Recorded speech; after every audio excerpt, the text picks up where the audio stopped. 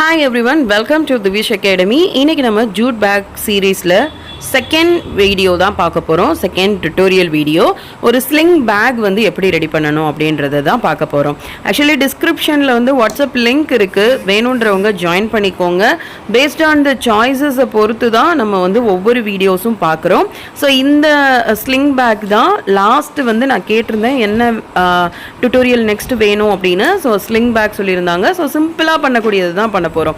ரொம்ப எப்படி சொல்கிறது, கிரிட்டிக்கலாக இருக்கிற மாதிரி அந்த மாதிரி எதுவுமே இல்லை. சிம்பிள் கட், சீக்கிரம் முடிக்கிறோம், ஒரு நல்ல ஒரு ப்ராஃபிட் வச்சு நம்ம சேல் பண்ணுற மாதிரியான பேக்ஸ் தான் பார்க்க போகிறோம். நான் இன்றைக்கி வந்து பிரிண்டட் ஜூட் ஃபேப்ரிக் வந்து எடுத்திருக்கேன்.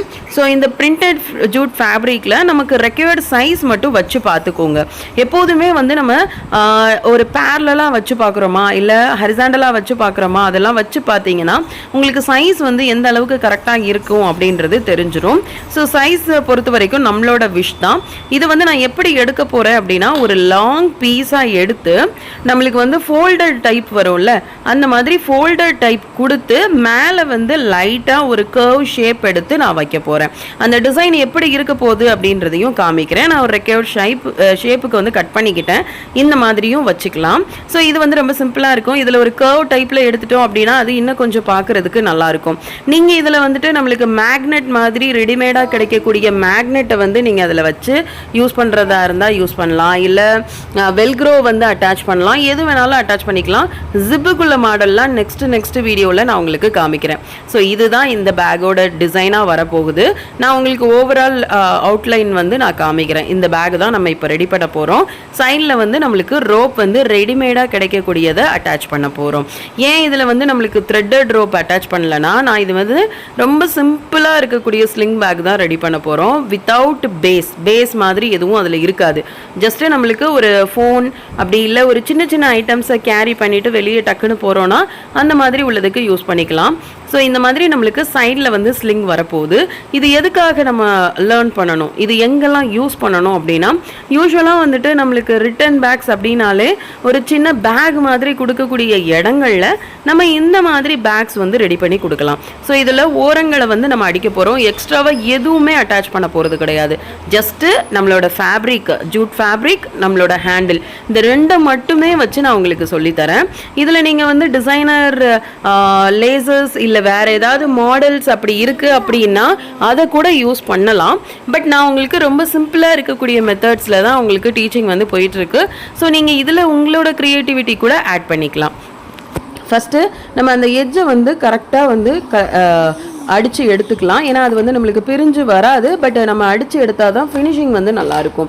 எப்போதுமே ஒரு விஷயம் மட்டும் ஞாபகம் வச்சுக்கோங்க, நம்ம எப்போதும் கடைகளில் கிடைக்கக்கூடிய மாடல் இல்லை மார்க்கெட்டில் இருக்கக்கூடிய மாடலை தவிர்த்து நியூ மாடல் ட்ரை பண்ணி அதை வந்துட்டு நம்ம மார்க்கெட்டில் சேல் பண்ணுறோம் அப்படின்னா, நிறைய பேர் பண்ணியிருக்கல, நம்ம பண்ணுறோம் அப்படின்றப்போ நமக்கான ஒரு இடம் அங்கே இருக்கும். எல்லாரும் பண்ணுறாங்க அதே மாதிரி நான் பண்ணுறேன் அப்படின்றத தவிர்த்து இதே அளவில் தான் நம்மளுக்கு வந்துட்டு மற்ற பேக் செய்யறதுக்குமே ரெக்வயர்டு மெட்டீரியல் வந்து வேணும். ஆனால் நம்ம அதையே பேக் மாதிரி செய்கிறப்போ கண்டிப்பாக ஒரு சின்ன ஒரு பர்த்டே பார்ட்டியாக இருக்கலாம், இல்லை ஒரு பேபி ஷவராக இருக்கலாம், கண்டிப்பாக இந்த பேக் வந்து மூவ் ஆகும். எல்லா குழந்தைங்களும் யூஸ் பண்ணிக்கலாம், பெரியவங்களும் யூஸ் பண்ணிக்கலாம். வெளியே போகிறாங்கன்னா பைக்கில் வந்து யூஸ் பண்ணுறதுக்கு எல்லாத்துக்குமே இது ரொம்ப சூப்பராக இருக்கும். பைக்கில் முன்னாடி வந்துட்டு நம்மளுக்கு கேரி பண்ணி வைக்கிறதுக்குமே ரொம்ப ஈஸியாக இருக்கும். ஸோ இப்போ வந்து நான் என்ன பண்ணுறேன் அப்படின்னா, மடிச்சுக்கிறேன், மாற்றி மடித்து எடுத்துக்கிறோம். ஸோ மாற்றி மடித்து எடுத்துட்டு இப்போ வந்து இந்த ஹேண்டில் வந்து அட்டாச் பண்ணுறோம். எப்படி அட்டாச் பண்ணுறேன் அப்படின்றத பாருங்கள். மாற்றி மடித்து எடுத்ததுனால அப்படியே உள்பக்கமாக விட்டு எடுக்கிறேன். அப்போ தான் நம்ம தையல் போட்டு திருப்புறப்போ நம்மளுக்கு அழகாக வரும். நான் இப்போ தையல் போட்டுட்டேன். ஜஸ்ட் தையல்ன்றதுனால ஷோ பண்ணல, தையல் மட்டும் ஒரு தையல் போட்டிருக்கேன்.